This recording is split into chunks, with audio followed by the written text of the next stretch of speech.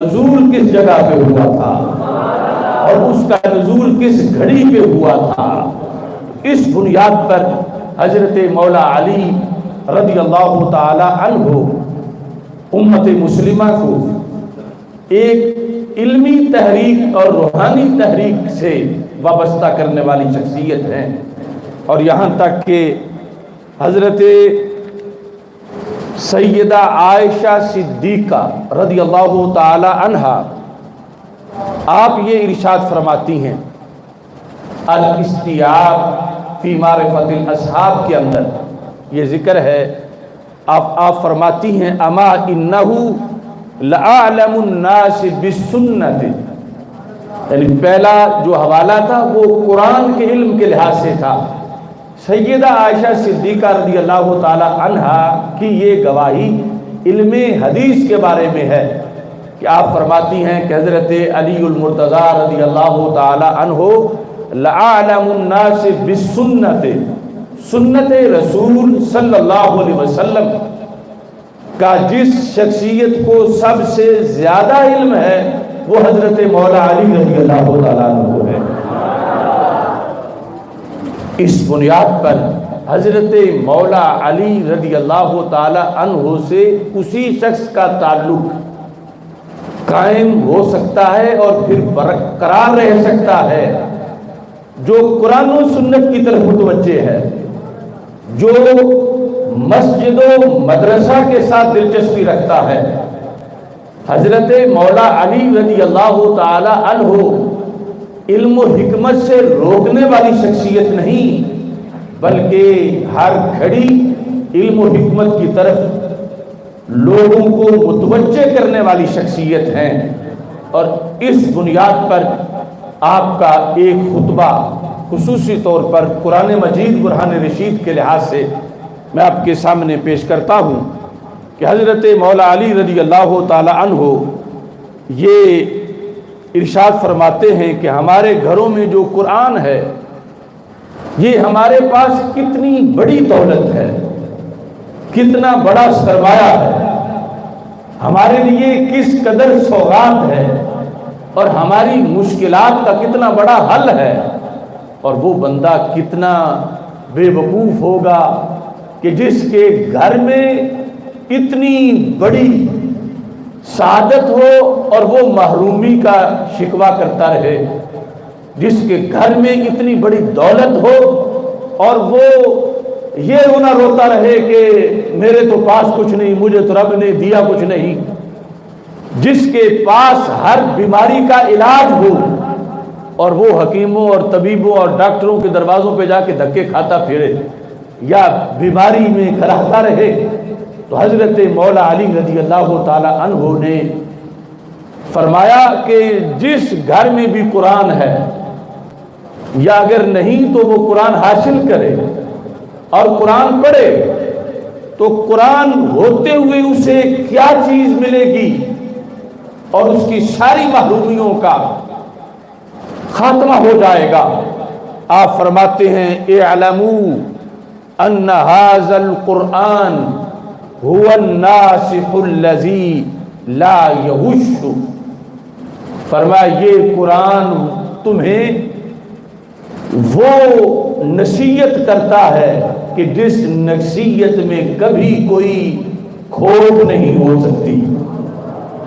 کبھی تو ہوتا ہے نا کوئی بندہ ناصح بنا ہے، نصیحت کرتا ہے، مگر جو نصیحت کر رہا ہے اس نصیحت کے اندر جس کو نصیحت کر رہا اس کا نقصان موجود ہے، اور وہ بظاہر ناصح بنا ہوا ہے، بظاہر وہ خضر اور رہنما بنا ہوا ہے، لیکن اندر سے انہی لوگوں کا دشمن بھی ہے، اندر سے وہی چوروں کا ساتھی بھی ہے۔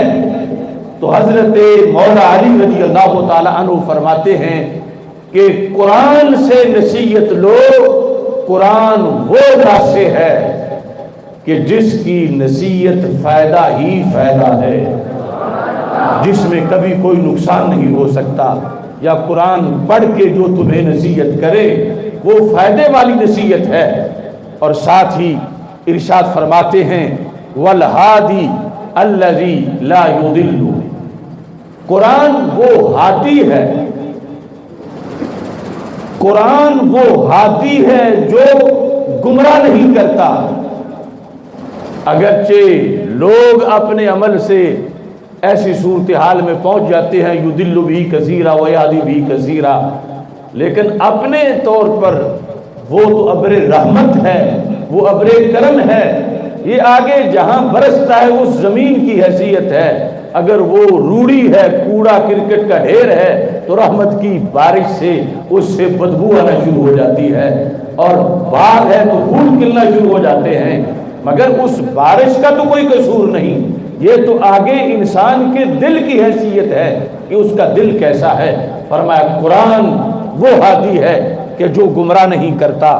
والمحدث الذی لا یکذب، فرمایا قرآن وہ بات کرنا والا ہے، تمہارے ساتھ وہ بات کرتا ہے کہ جس میں کبھی وہ جھوٹ نہیں بولتا۔ یعنی قرآن سے تم گفتگو کرنا سیکھو اور قرآن کی بات کو سنو، کیونکہ یہ وہ بات کرتا ہے قرآن کہ جس کے اندر جھوٹ کا کوئی اندیشہ نہیں ہے۔ وما جالس ھذا القرآن احد، ما جالس ھذا القرآن احد الا قام عنہ بزیادۃ او نقصان زیادۃ فی ہدی، فرمایا جو بھی قرآن مجید کا ہم نشین بنتا ہے، جالس ھذا القرآن، اس قرآن کے پاس جو بیٹھا، قرآن نے اس کو اضافہ بھی دیا، کمی بھی دی۔ اضافہ کس چیز کا؟ مولا علی فرماتے ہیں اضافہ ہدایت کا۔ اور نقصان کس چیز کا؟ فرمایا نقصان گمراہی کا۔ یہ مولا علی کی گفتگو یعنی کتنی جامع ہے۔ فرمایا جوں زیادہ بیٹھے گا گمراہی سے بچتا جائے گا، اور زیادہ جوں بیٹھے گا تو ہدایت بڑھتی جائے گی۔ اب سوچتے رہو ساتھ اس چیز کو بھی کہ ہمارا اپنا کتنا تعلق قرآن سے ہے، یا ہماری اولادیں آگے کس قدر قرآن کی طرف متوجہ ہیں، یا مولا علی کی محبت کیا بھنگ کے گھوٹے لگانے سے مل سکتی ہے، یا قرآن کے رکوع پڑھنے سے مل سکتی ہے۔ تو حضرت مولا علی رضی اللہ تعالی عنہ واضح طور پر یہ ارشاد فرما رہے ہیں، وَاعْلَمُوا، جان لو۔ اب اگلی بات بھی بڑی قابل غور ہے۔ کچھ لوگ ہدایت کے حصول کے لیے اتنا متوجہ نہیں ہوتے جتنا مال و دولت کی تقسیم جب ہو رہی ہو تو اس پر متوجہ ہوتے ہیں کہ فلاں جگہ مال تقسیم ہو رہا ہے، سارے پہنچ جاؤ، فلاں جگہ درہم و دینار ہیں، پیسے ہیں، آٹا تقسیم ہو رہا ہے، تو کچھ لوگوں کی اس میں رغبت زیادہ ہوتی ہے مقابلے اس کے کہ جلسہ ہو رہا ہے، دوسری طرف زیادہ جانا چاہتے ہیں۔ تو مولا علی فرماتے ہیں قرآن کے اندر سارے رنگ موجود ہیں، قرآن کے اندر سارے فیض موجود ہیں۔ وَاعْلَمُوا، جان لو، أَنَّهُ لَيْسَ عَلَىٰ أَحَدٍ بَعْدَ الْقُرْآنِ مِنْ فَاقَةٍ، فرمایا جس سینے میں قرآن ہو کبھی بھوکا نہیں رہ سکتا، جس گھر والے قرآن پڑھتے ہو بھوکے نہیں رہ سکتے۔ جتنا جس گھر کے اندر قرآن کا ترجمہ پڑھنے والے ہیں، قرآن کی تفسیر پڑھنے والے ہیں، قرآن نازلہ پڑھنے والے ہیں، قرآن حفظ کرنے والے ہیں، یہ قرآن جیسے آخرت میں جنت کی ٹکٹ دیتا ہے، دنیا میں رزق کے دروازے بھی کھول دیتا ہے۔ اب ضروری نہیں کہ بظاہر وہ بندے لاکھ کروڑ پتی نظر آ رہے ہوں، مطلب یہ ہے کہ ان کے تھوڑے میں بھی رب اتنی برکت ڈالتا ہے، جتنا دوسروں کے لاکھ کام کرتے ہیں ان کے ہزار اتنا کام کر جاتے ہیں، یا حصی طور پر بھی اضافہ ہو جاتا ہے۔ تو مولا علی رضی اللہ تعالی عنہ کا امت کو قرآن کی طرف متوجہ کرنے اور علم کی طرف متوجہ کرنے کا جو انداز ہے، اور ہم سب کے لیے جو سبق ہے، آپ ارشاد فرماتے ہیں وَاعْلَمُوا، جان لو، أَنَّهُ لَيْسَ عَلَىٰ أَحَدٍ بَعْدَ الْقُرْآنِ مِنْ فَاقَةٍ وَلَا لِأَحَدٍ قَبْلَ الْقُرْآنِ فِي غِنَىٰ، فرمایا قرآن کے بغیر بندے کو ناداری سے کوئی نہیں بچا سکتا اور قرآن والے کو کوئی فاقہ نہیں پہنچا سکتا. یعنی جہاں قرآن نہیں، اگرچہ وہ سونے کے محل میں بیٹھا ہے، وہاں افلاس ہے، وہاں بھوک ہے، وہاں بے چینی ہے، وہاں اضطراب ہے، وہاں سکون نہیں. اور قرآن والا اگرچہ کٹیا میں بیٹھا ہے پھر بھی سکون میں بیٹھا ہے. غافل نہ ہو خودی سے کر اپنی پاسبانی، شاید کسی حرم کا ہے تو بھی آستانہ. یعنی مولا علی قیامت تک کے مسلمانوں کو عروج و زوال، نشیب و فراز کے اندر یہ بتانا چاہتے ہیں کہ جب تجھے قرآن میسر ہے تو تجھے کسی امریکہ یا برطانیہ کے پیچھے دوڑنے کی کیا ضرورت ہے. جب تیرے پاس قرآن ہے تو قرآن سے وفا کر، نہ تو بھوکا مرے گا اور نہ ہی تو جہنم میں جائے گا. دنیا کے اندر بھی تجھے سکون میسر آئے گا. وہ سکون دونوں صورتوں میں ہو سکتا ہے، حصی طور پر مال و دولت ہو یا نہ ہو، قرآن بہرحال سکون دینے والا ہے.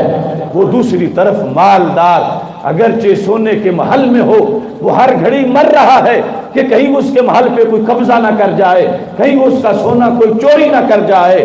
قرآن مجید والا جو ہے وہ اگرچہ وہ پتوں اور ٹہنیوں کی کٹیا میں بیٹھا ہے، وہ دونوں جہاں میں بادشاہوں سے بھی زیادہ بے نیاز ہو کے بیٹھا ہے. اس کے بعد پاس اللہ کا کلام ہے اور اللہ کا قرآن ہے کہ الا بذکر اللہ تطمئن القلوب. اللہ فرماتا ہے کہ اللہ کے ذکر سے دل مطمئن ہو جاتے ہیں، اور اللہ کا سب سے بڑا ذکر اللہ کا قرآن ہے جو رب ذوالجلال نے ہمارے آقا صلی اللہ علیہ وسلم کے قلب اطہر پہ نازل فرمایا ہے. آپ ارشاد فرماتے ہیں، یہ مسلسل ایک تقریر ہے مولا علی رضی اللہ تعالیٰ عنہ کی. پھر انسان کو بیماریوں سے بچاؤ بھی بڑا درکار ہوتا ہے.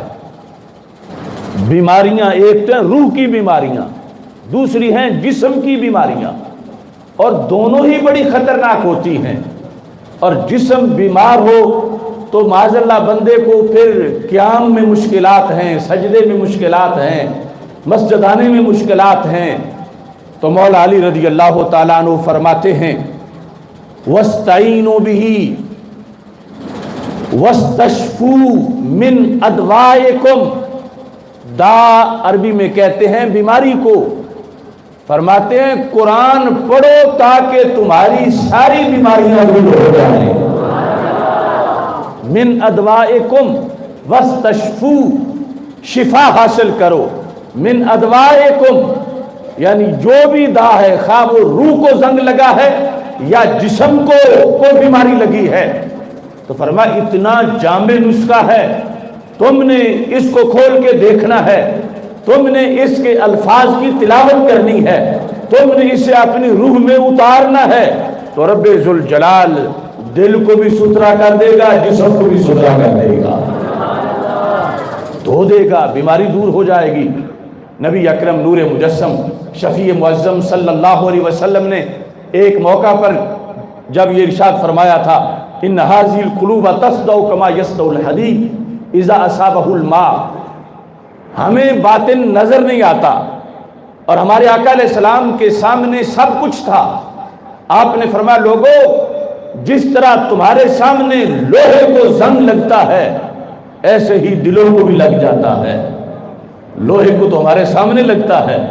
سرکار نے پھر وجہ بھی بتائی اذا اصابہ الماء، جب لوہے کو پانی لگتا ہے تو لوہے کو زنگ لگتا ہے. ایسے ہی دلوں تک جب اعضاء کے ذریعے سے گناہوں کا پانی دل کے حوض میں پہنچتا ہے تو دلوں کو زنگ لگ جاتا ہے. اور پہلے یہی دل اتنا چمک والا ہوتا ہے کہ اگر اس کی چمک کو برقرار رکھا جائے اور اس میں توجہ کی جائے تو اسی دل سے عرش کی تحریریں پڑھی جا سکتی ہیں، کیونکہ اس کی آئینہ بڑا ستھرا ہوتا ہے. اور اگر گناہ کیے جائیں تو پھر یہ اندھیرا ہوتا جاتا ہے اور بالآخر بالکل وہ ایک سیاہ رات میں بدل جاتا ہے۔ تو ہمارے آقا صلی اللہ علیہ وسلم سے پوچھا گیا، یا رسول اللہ صلی اللہ علیہ وسلم، اگر کسی کے دل کو زنگ لگ جائے اور بے نور ہو جائے تو کیا پھر وہ نور والا بن سکتا ہے؟ تو ہمارے آقا صلی اللہ علیہ وسلم نے فرمایا کہ کثرت ذکر الموت و تلاوت القرآن، جو بندہ موت کو یاد رکھے اور قرآن پڑھے اس کا دل دوبارہ روشن ہو جاتا ہے۔ تو یعنی تلاوت زبان کرتی ہے مگر روشنی دل پہ پڑتی ہے اور دل پرنور ہوتا ہے۔ اور کون ہے جو یہ نہیں چاہتا کہ اس کا دل ستھرا ہو، اس کا دل چمک والا ہو؟ کون ہے جو چاہتا ہو کہ دل اس کا سیاہ ہو؟ ہر کوئی چاہتا ہے کہ دل چمک والا ہو، اور پھر چمک کے مختلف درجات ہیں۔ تو یہ چمک ملتی ہے تو قرآن سے ملتی ہے، اور قرآن پڑھنے کے لیے ہمیں ہزاروں میل کا سفر نہیں کرنا پڑے گا، ہمارے گھر میں موجود ہے، ہمارے علماء موجود ہیں، ہمارے پاس مدارس ہیں۔ اور مولا علی رضی اللہ تعالیٰ عنہ صرف یہ بتانا چاہتے ہیں کہ گھر میں خزانہ ہے اور تم پردہ ہٹا کے خزانہ دیکھ ہی نہیں رہے، گھر میں علاج ہے اور تم وہ پڑیا استعمال ہی نہیں کر رہے اور جا کے ٹھوکریں کھاتے پھر رہے ہو دنیا کے ڈاکٹروں کے دروازوں پر۔ تم یہ پڑیا استعمال تو کرو، اللہ ظاہر کو بھی شفا دے گا، باطن کو بھی شفا عطا فرمائے گا۔ حضرت مولا علی رضی اللہ تعالیٰ عنہ پھر ارشاد فرماتے ہیں، آپ ارشاد فرماتے ہیں وَاسْتَعِينُوا بِهِ عَلَىٰ لَاوَائِكُمْ۔ لاوا کہتے ہیں سختیوں کو، وَاسْتَعِينُوا بِهِ قرآن سے مدد چاہو۔ کس کے مقابلے میں؟ ہر مشکل کے مقابلے میں، ہر سختی کے مقابلے میں قرآن سے مدد چاہو۔ اب قرآن سے مدد چاہو کا طریقہ جو شریعت میں ہے وہ یہ ہے کہ قرآن پڑھو، قرآن سمجھو، قرآن کا ورد کرو، قرآن کا ذکر کرو۔ آج کچھ لوگ صرف اگرچہ قرآن پکڑ کے سر پہ کریں تو پھر بھی اس کا فائدہ ہے، مگر جو پڑھنا چھوڑ دے اور صرف وہ بچی کو رخصت کرنے کے لیے سر پہ اٹھا کے سایہ کر رہا ہے یا کسی مشکل کے دور کرنے کے لیے قرآن کو سامنے بطور وسیلہ پیش کر رہا ہے، اسے سوچنا چاہیے کہ جس کو اپنا وسیلہ بنا رہا ہے اس نے اس کا حق کون سا ادا کیا ہے، پہلے اس کو راضی تو کرے، اس کا حق تو ادا کرے۔ ویسے اس کی تو ہر جہت شفا ہے، ہر طرف اس میں شفا ہی شفا ہے، لیکن مولا علی رضی اللہ تعالیٰ عنہ فرماتے ہیں وَاسْتَعِينُوا، تم قرآن سے مدد حاصل کرو۔ مدد کا بھی یہ مرکز ہے، یہ مخزن مدد ہے، یہ مرکز مشکل کشائی ہے، یہ محور حاجت روائی ہے۔ تو قرآن مجید عبادت سمجھ کے بھی پڑھو اور قرآن مجید مدد کے حصول کے لیے بھی پڑھو۔ سورہ بقرہ پڑھی ہے تاکہ میری فلاں مشکل حل ہو جائے، سورہ یاسین پڑھی ہے کہ میری فلاں مشکل حل ہو جائے۔ تو اس بنیاد پر یا منت مان لو کہ میں پورے قرآن کا ترجمہ پڑھوں گا، اگر میرا یہ کام ہو جاتا ہے تو یہ بھی تو منت مانا کرو۔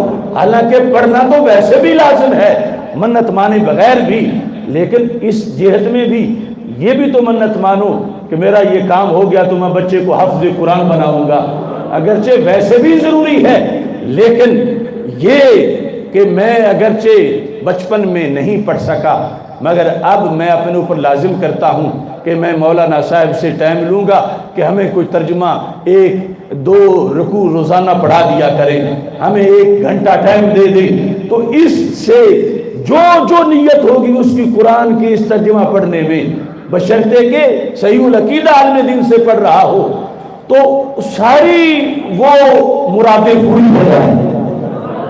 اور یہ جو مولا علی رضی اللہ تعالی عنہ کا خطبہ ہے، سارا تو نہیں لیکن اکثر ہمارے تجربے سے ہمیں سامنے نظر آیا ہے، جو کچھ آپ نے فرمایا ہمارے سامنے اس کے تجربات بھی موجود ہیں۔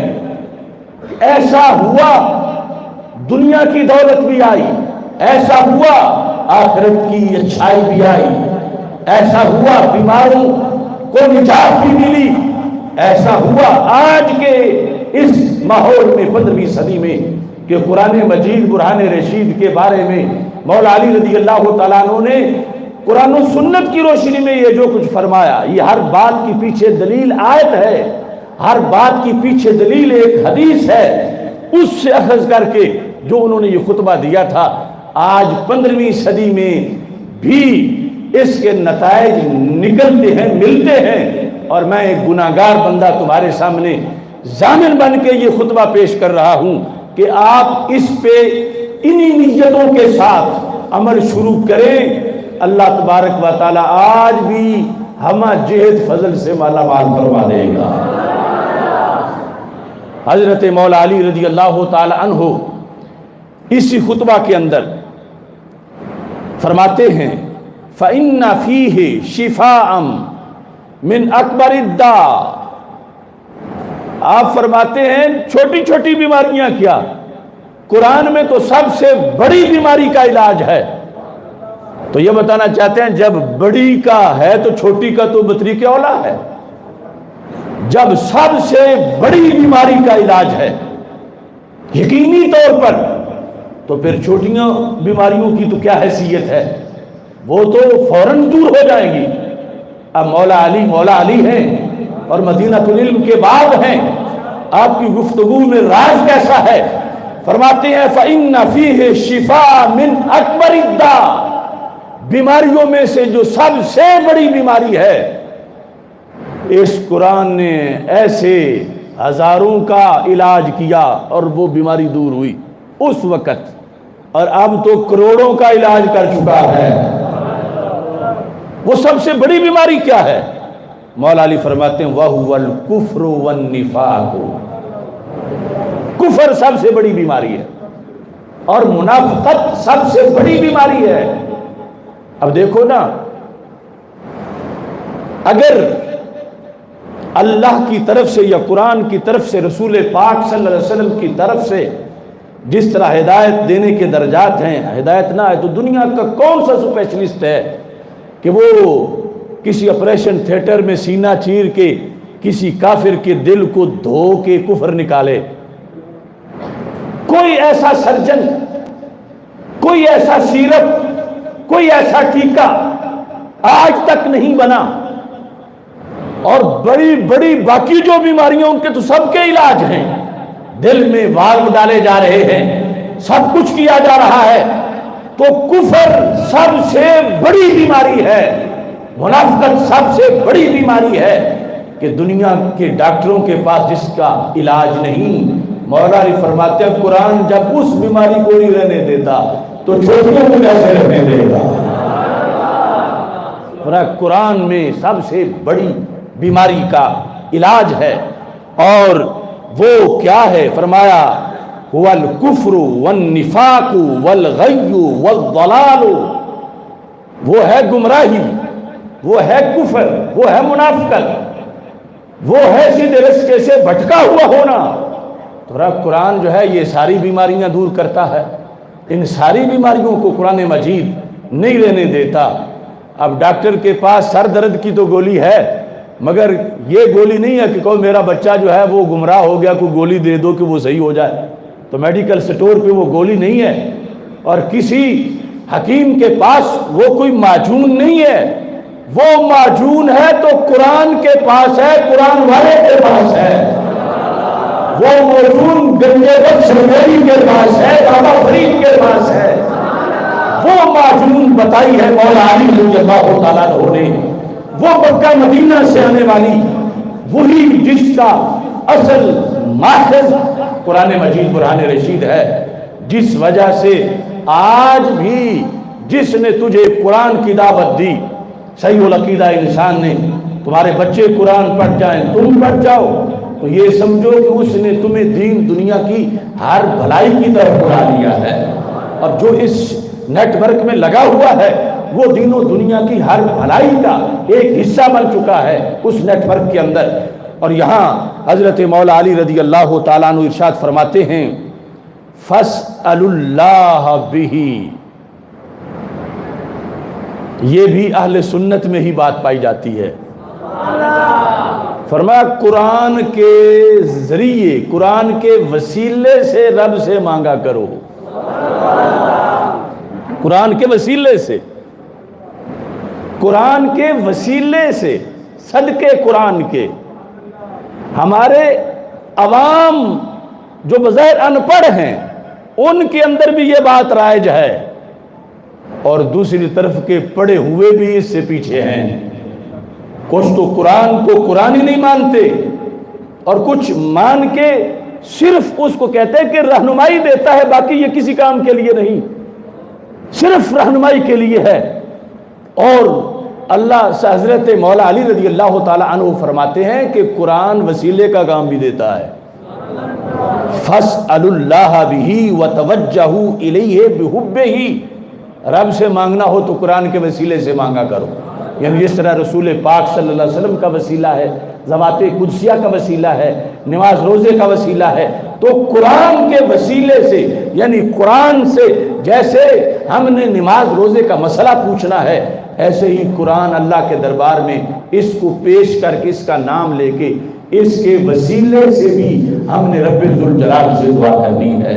اور میں وسیلے سے دعا کر رہا ہوں، اے اللہ قرآن کے وسیلے ہم سب کے گناہوں کو معاف فرما دے، اے اللہ قرآن کے وسیلے سب کی اولادوں کو حافظ بنا دے، اے اللہ قرآن کے وسیلے مفتی محمد عابد جلالی صاحب کو فردوس میں بلند مقام عطا فرما دے، قرآن کے وسیلے سب کی اولادوں کو ڈھیر بنا دے۔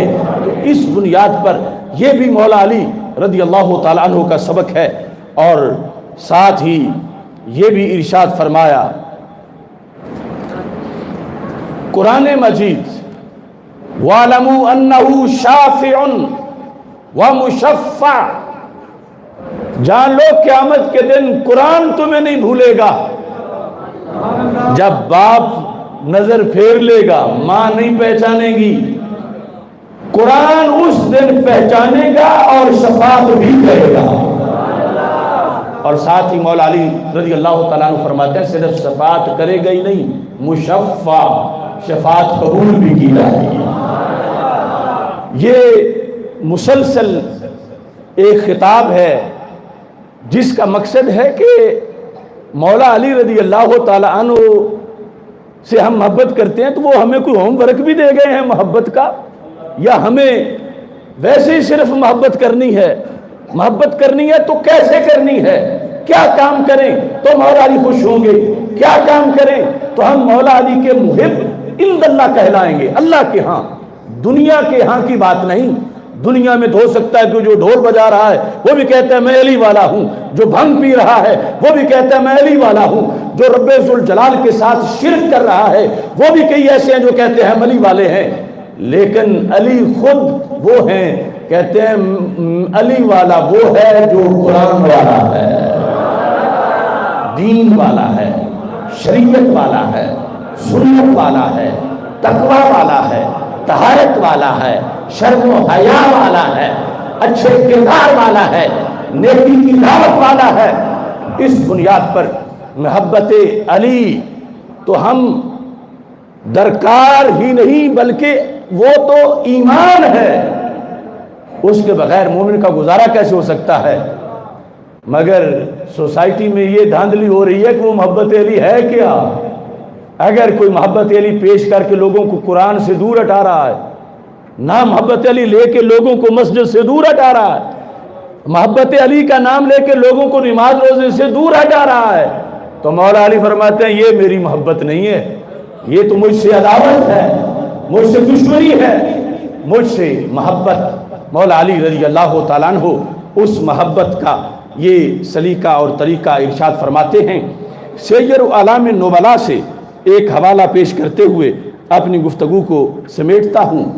حضرت مولا علی رضی اللہ تعالیٰ عنہ سے کچھ لوگوں نے اپنی محبت کا اظہار کیا، محبت کا اظہار کرتے ہوئے بڑی رمز والی گفتگو کی۔ آج تو ملنگ جو ہیں ان کی رمزیں تو کہاں پہنچی ہوئی ہیں، اس وقت جب مولا علی رضی اللہ تعالیٰ عنہ خود زندہ تھے ابھی۔ یہ کئی جلدوں میں کتاب ہے سیر اعلام نبلاء امام ذہبی کی، اس میں سند کے ساتھ انہوں نے لکھا، اور صرف ایک ہی نہیں اس کے متعدد ماخذ موجود ہیں اس حوالہ کے۔ یہ ہے کہ جاء اناس الی علی، رضی اللہ تعالی عنہ کچھ لوگ آئے مولا علی رضی اللہ تعالیٰ عنہ کے پاس، فقالوا انہوں نے کہا انت ہوا، انت ہوا، عربی زبان میں انت کہتے ہیں تم، تو یا آپ، ہوا وہ، ہوا ہوا اللہ، ہوا آ کے وہ کہنے لگے انت ہوا، تم وہ ہو، تم وہ ہو۔ اب مولا علی رضی اللہ تعالی عنہ آپ نے فرمایا من انا، میں کون ہوں؟ وہ کہتے ہیں قالو انت ہوا، تم وہ ہو۔ اب واضح بول بھی نہیں رہے، تم وہ ہو، اب وہ کیا ہو یہ آگے بتاتے نہیں، اور مست بنے ہوئے ہیں کہ انت ہوا، تم وہ ہو، تم وہ ہو، انت ہوا۔ تو مولا علی رضی اللہ تعالی عنہ غصے میں آ گئے، فرمایا ویلکم من انا، اور تم تباہ ہو جاؤ، بتاؤ میں کون ہوں؟ تم ہوا ہوا کہہ رہے ہو، ویلکم من انا، مجھے تم بول کے بتاؤ تم کون ہو تاکہ میں تمہارے ساتھ وہ سلوک کروں۔ جب آپ نے غصے میں ویلکم کہا کہ تم تباہ و برباد ہو جاؤ، قالو انت ربنا، معاذ اللہ، کہنے لگے تم ہمارے رب ہو۔ یعنی یہ تھا ہوا میں چھپایا ہوا کہ انت ہوا، تم وہ ہو، یعنی اللہ ہو، تم وہ ہو، رب ہو، معاذ اللہ۔ انت ہوا، انت ہوا، تو مبہم لفظوں پر بھی حکم نہیں لگ سکتا تھا، تو مولا علی رضی اللہ تعالیٰ عنہ نے کہا صحیح صحیح میرے ساتھ بات کرو، ویلکم، تم تباہ ہو جاؤ، من انا، مجھے تم کیا کہہ رہے ہو؟ کہنے لگے انت ربنا، معاذ اللہ، کہ ہم کہہ رہے ہیں تم ہمارے رب ہو، معاذ اللہ۔ تو مولا علی رضی اللہ تعالیٰ عنہ نے فرمایا ارجعوا، فوراً توبہ کرو، اپنے لفظ واپس لو، ارجعوا، یہ ہے مولا علی، یہ نہیں کہ ٹھیک ہے کہہ دیا تو کہہ دیا، ارجعوا، فوراً توبہ کرو، فوراً توبہ کرو۔ اب وہ ہیں محبت کے دعوے دار، دوسروں کو بغض کا طعنہ دیتے ہیں کہ دوسرے تو مولا علی کو اللہ نہیں مانتے، یہ سارے بغض والے ہیں، اور ہم اللہ مانتے ہیں، ہم محب ہیں۔ یہ اپنے قرب و جوار میں انہوں نے مشہور کر رکھا تھا کہ دوسرے یعنی مسلمانوں کو تو کہتے ہیں یہ بغض علی والے ہیں اور ہم حب علی والے ہیں، اور ہم ہیں انت ہوا کہنے والے، انت ہوا کہنے والے۔ تو مولا علی رضی اللہ تعالیٰ عنہ کو جب پتہ چل گیا، فرمایا ارجعوا، رجوع کرو اس سے، فابوا، انہوں نے انکار کیا، انہوں نے کہا ہم سے رجوع نہیں ہوتا۔ اب مولا علی خود کہہ رہے ہیں کہ توبہ کرو، وہ کہتے ہیں ہم آپ کی محبت میں کہا توبہ نہیں ہوتی ہم سے۔ اس وقت کے ملنگ کی ضد اتنی تھی تو آج کے ملنگ کی کتنی ہوگی؟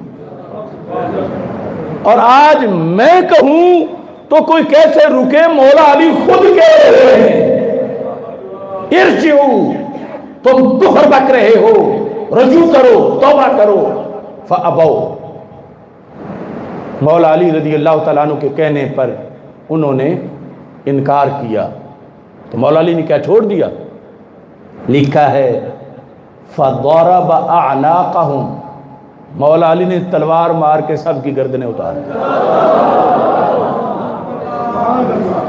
یہ روافض کی کتابوں میں بھی یہ حوالہ ہے، ان کی گردنیں اتاری، یعنی میں اللہ کا بندہ ہوں، تم مجھے میرے سامنے اللہ کہہ رہے ہو، میرے سامنے مجھے تم رب کہہ رہے ہو، معاذ اللہ۔ ضرب اعناقہم، ان کی گردنیں اتار دیں، پھر اس پر بھی نہیں چھوڑا،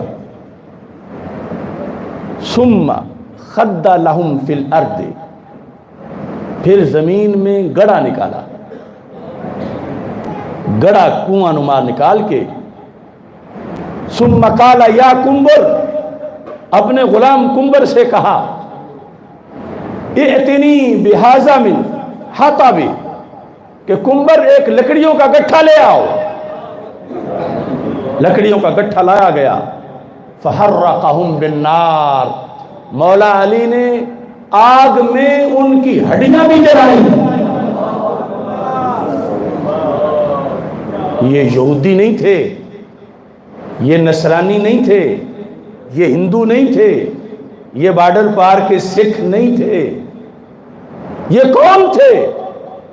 بظاہر یہی ٹائٹل لگایا ہوا تھا، ہم اب علی والے ہیں، مگر علی نے یہ محبت قبول ہی نہیں کی، اور اتنے ناراض ہوئے کہ تم کہاں پہنچ گئے ہو، تمہیں شرم نہیں آئی کہ تم میرے رب کے ساتھ شرک کر رہے ہو؟ تو مولا علی رضی اللہ تعالی عنہ کا یہ خطبہ میں نے اس لیے پیش کیا کہ اللہ کا کروڑوں بار شکر ہے کہ آج بھی ہم محبت علی والے ہیں۔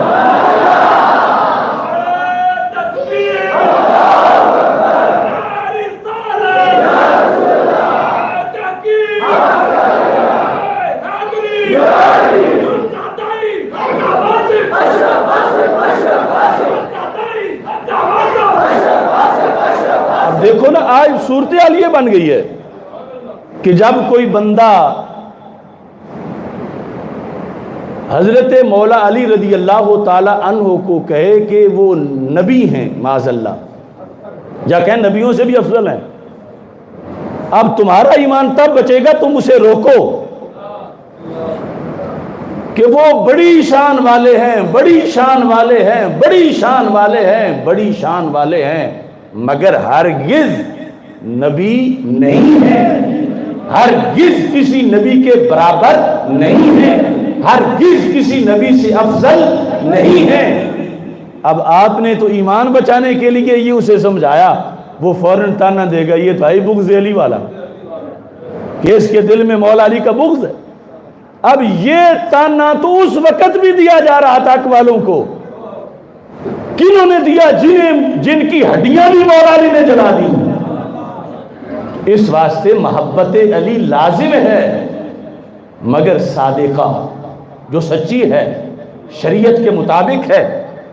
اعلی حضرت مجدد دین و ملت فاضل بریلوی رحمۃ اللہ علیہ نے فتاوی رضویہ شریف میں لکھا ہے، اور پھر پہلے اماموں کا حوالہ دیا ہے کہ 3 لاکھ حدیثیں گھڑی گئیں مولا علی کی محبت میں جھوٹی۔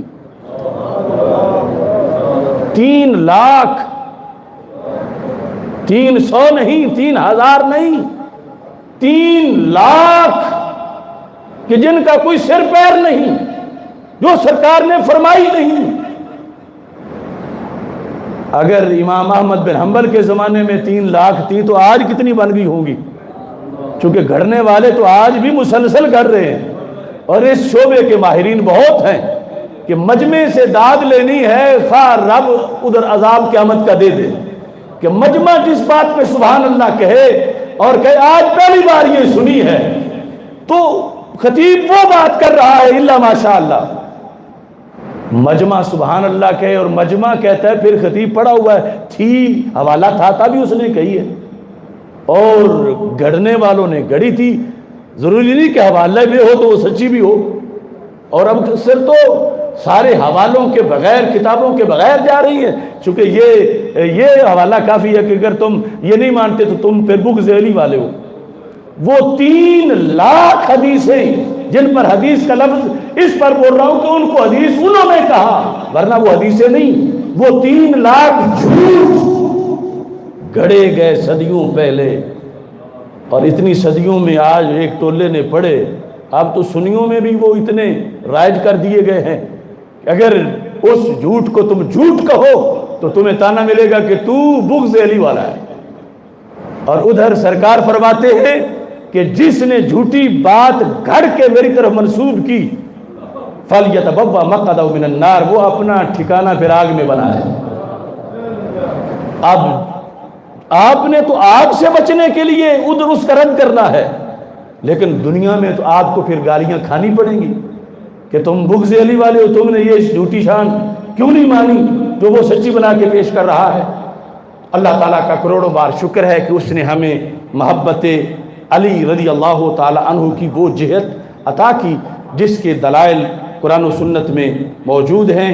میں جب جیل میں تھا تو اس موقع پر میں نے جیل میں جو کلام لکھا، جب مجھے پین ملا 2.5 مہینے کے بعد، تو جو کلام اس وقت لکھا وہ ابھی آپ کے سامنے شان مولا علی رضی اللہ تعالیٰ عنہ کے حوالہ سے پیش کر رہا ہوں۔ داماد مصطفیٰ، داماد مصطفیٰ وہ مشکل کشا علی، علی آپ سب نے مل کے کہنا میرے ساتھ، داماد مصطفیٰ وہ مشکل کشا علی، داماد مصطفیٰ وہ مشکل کشا علی، کونوں مقام ہر سو جلوہ نما علی، داماد مصطفیٰ وہ مشکل کشا علی، کونوں مقام ہر سو جلوہ نما علی، شان علی پہ شاہد خود ہے قرآن پاک۔ ذاکروں کی گھڑی ہوئی باتوں کی کیا ضرورت ہے؟ کہاں لکھی ہے؟ کہتے ہیں آواز آئی، کس نے دی یہ پتہ ہی کوئی نہیں، کب دی، کہاں دی؟ تو مولا علی کی تو پکی ٹھکی سچی سچی شان قرآن و سنت میں ہیں۔ شان علی پہ شاہد خود ہے قرآن پاک، وہ نام ور وہ حق نماؤ حل عطا علی، شان علی پہ شاہد خود ہے قرآن پاک، وہ نام ور وہ حق نما وہ حل عطا علی، خیبر غدیر خم میں کعبہ کے بیچ میں، خیبر غدیر خم میں کعبہ کے بیچ میں، بدر و حنین خندق میں جلوہ نما علی، دربار مصطفیٰ کا وہ چوتھا بڑا ستون، جو خود انہوں نے اپنے آپ کو چوتھا کہا، دربار مصطفیٰ کا وہ چوتھا بڑا ستون، انصار مصطفیٰ میں شیر خدا علی، دربار مصطفیٰ کا وہ چوتھا بڑا ستون، انصار کہتے ہیں مدد کرنے والوں، انصار مصطفیٰ میں صلی اللہ علیہ وسلم، انصار مصطفیٰ میں وہ شیر خدا علی، بچپن سے تھا آغوش نبوت کا لاڈلا، بچپن سے تھا آغوش نبوت کا لاڈلا، بچپن سے تھا آغوش نبوت کا لاڈلا، ولیوں کی سلطنت کا وہ سربراہ علی، بچپن سے تھا آغوش نبوت کا لاڈلا، ولیوں کی سلطنت کا وہ سربراہ علی، کہتا ہوں دشمنوں سے سن لو یہ صاف صاف، کہتا ہوں دشمنوں سے سن لو یہ صاف صاف، حسن حسین فاطمہ مصطفیٰ علی، کہتا ہوں دشمنوں سے سن لو یہ صاف صاف، حسن و حسین فاطمہ مصطفیٰ علی، داماد مصطفیٰ وہ مشکل کشا علی، کونوں مقام میں ہر سو جلوہ نما علی۔ اسی حیدری فیض سے غازی ممتاز حسین قادری نے شجاعت پائی، جرأت پائی، ان کی صرف اس بات کو آج سلام کرنا چاہتا ہوں، امت میں ہمارے سامنے کی بات ہے، لوگوں کو جگہ جگہ کے کئی سال ہمیں لگ گئے، ہم تھکے ہوئے تھے، سنا کے ان کو واز ممتاز قادری نے جو اذان دی آج پوری دنیا جا چکی ہے، اس کا وہ کردار یورپ تک کو، اس کی چند گولیاں یورپ تک کے گماشتوں کو لرزہ پر اندام کر گئی. ہماری ہزاروں تقریریں جو کام نہ کر سکیں، ممتاز قادری کی چند گولیوں نے وہ کام کر کے دکھا دیا. اور پھر صبر و استقامت کے ساتھ جو انہوں نے موت کا پھندا چوما. آج سے 10 سال پہلے جب ابھی انہوں نے گورنر مارا تھا، یہ بھی مولانا عمر فاروق صاحب ذکر کر رہے تھے، 4 جنوری 2011 وہ دن تھا جب گورنر مارا گیا گستاخی کی وجہ سے. 9 جنوری کو ہم نے ایوان اقبال میں دلائل پیش کیے تحفظ ناموس رسالت سیمینار میں کہ یہ ممتاز اب ممتاز ہو گیا ہے. اور اس کے بعد 19 جنوری کو یعنی غازی کے کردار کے صرف 2 ہفتے بعد، جبکہ اندر حجرے میں بھی نام لینا مشکل تھا، اللہ کے فضل سے ہم نے داتا دربار سے جلوس شروع کیا. کاروان کا نام تھا عظمت رسول صلی اللہ علیہ وسلم مارچ، کاروان عظمت رسول صلی اللہ علیہ وسلم. داتا دربار سے لے کے راولپنڈی غازی ممتاز کے گھر تک ہم جلوس لے گئے،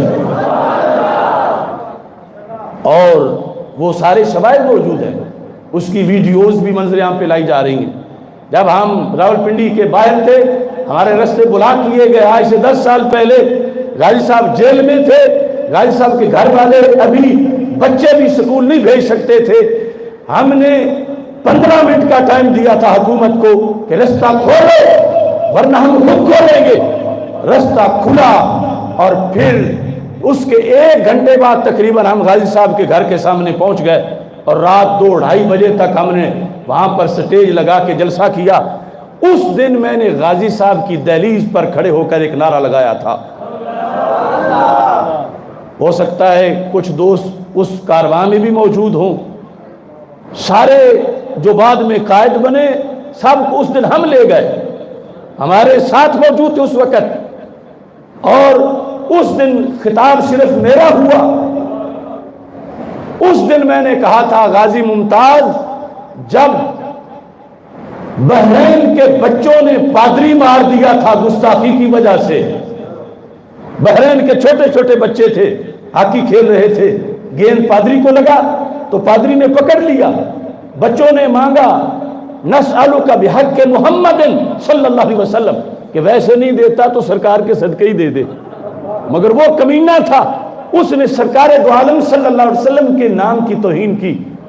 تو بچوں کی کھیل کی مشق بدل گئی، ان کا میچ ہی بدل گیا، انہیں کھیل بھول گیا.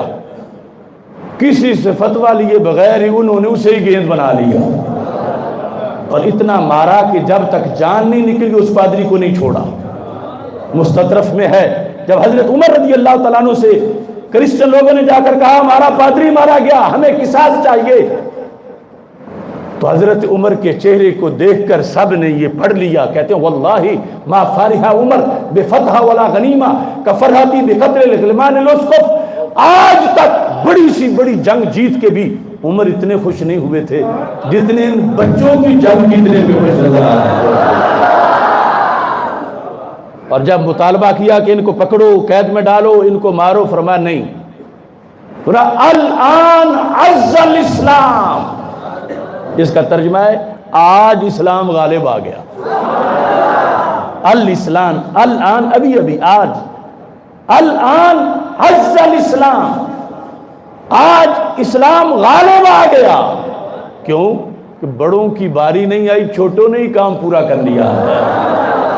الان عز الاسلام یہ لفظ بولے حضرت عمر رضی اللہ تعالی عنہ نے ان ننھے ننھے غازیوں کے لیے جنہوں نے کیا فرماتے علماء دین سے نہ تو فتویٰ پوچھا نہ قاضی کے پاس گئے، انہوں نے وہ کردار ادا کیا. میں نے کہا غازی تم انہی کا سبق پڑھنے والے ہو، تو میں حضرت عمر کی نیابت میں آج تیرے گھر کے سامنے یہ نعرہ بلند کر رہا ہوں، الان عز الاسلام. ہماری تقریروں سے تو اسلام غالب نہیں آیا تھا، ممتاز تیرے کردار سے اسلام غالب آ گیا. گستاخ نبی کی ایک سزا، گستاخ نبی کی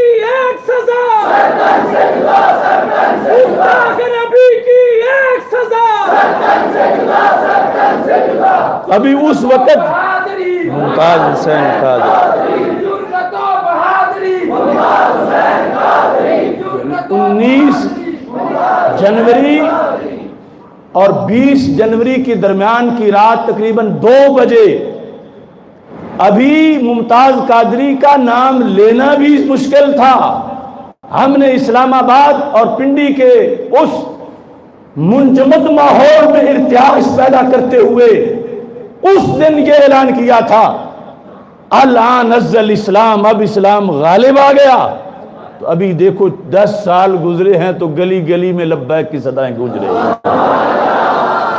یعنی بہت سے بعد والے لوگ جن کو جنازے کے بعد غازی کا پتہ چلا اور بہت سے جنازے کے بعد الیکشن میں جن کو پتہ چلا، تو میں ان کو متوجہ کرنا چاہتا ہوں کہ 10 سال پہلے ہم نے حضرت عمر فاروق کا نعرہ غازی کے در پہ کھڑے ہو کے لگایا تھا. آج بھی مولانا عمر فاروق صاحب تمہیں وہ ویڈیو پیش کر سکتے ہیں 10 سال پہلے، اور ابھی مزید 10 سال انشاءاللہ جب گزریں گے تو پھر ایوان کے اندر بھی لبیک یا رسول اللہ.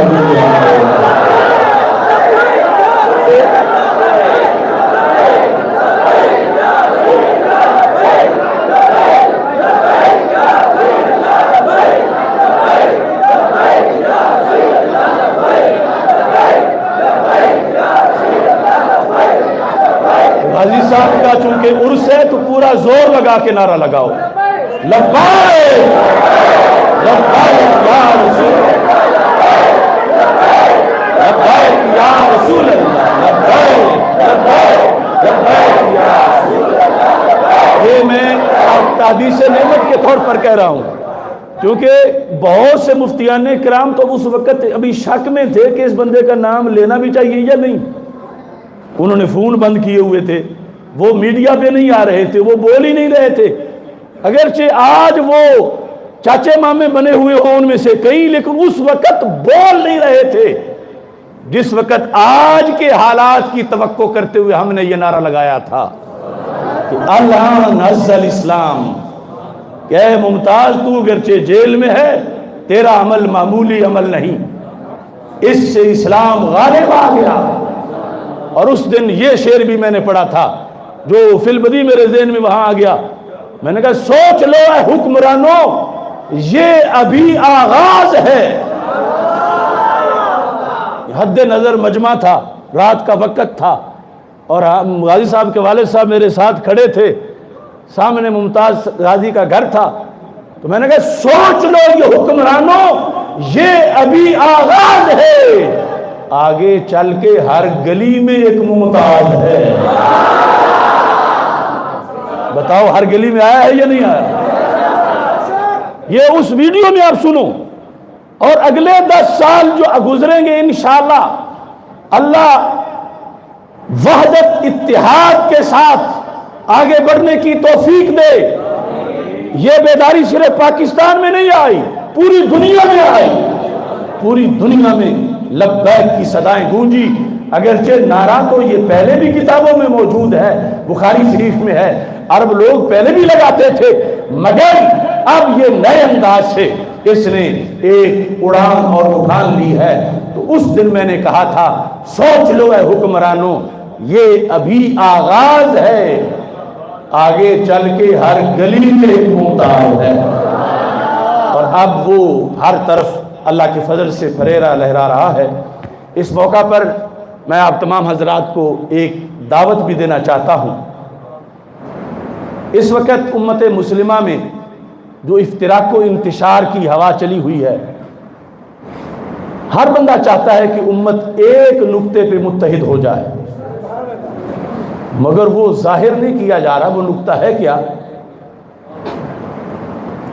تو پوری دنیا کے اس جو اہم ترین ایشو پر ہم کانفرنس کر رہے ہیں، اس برننگ ایشو پر، وحدت امت کانفرنس، وحدت امت کانفرنس 6 مارچ کو یہ رنگ روڈ کے ساتھ ہمارا وہ صراط مستقیم یونیورسٹی گراؤنڈ ہے، کافی بڑی گراؤنڈ ہے، اس کے اندر وحدت امت کانفرنس. آپ سارے حضرات 6 مارچ عقیدہ ختم نبوت کے تحفظ کے لیے توحید باری تعالی کا عقیدہ اجاگر کرنے کے لیے ناموس رسالت پہ پہرا دینے کے لیے اہل بیت اطہار رضی اللہ تعالی عنہم کی ناموس کے دفاع کے لیے صحابہ کرام رضی اللہ تعالی عنہم کی آبرو پہ پہرا دینے کے لیے قافلہ در قافلہ چلو صراط مستقیم یونیورسٹی گراؤنڈ کی طرف اور وحدت امت کانفرنس میں شرکت کر کے پوری دنیا کو بتا دو کہ اگر امت متحد ہو سکتی ہے تو ماہ مدینہ کے مقدس نام پہ متحد ہو سکتی ہے۔ کیا آپ نے دعوت قبول کر لی ہے؟ باقی دوستوں تک بھی یہ دعوت پہنچانی ہے۔ اللہ تعالی ہم سب کا حامی و ناصر ہو۔ وآخر دعوانا الحمدللہ رب العالمین۔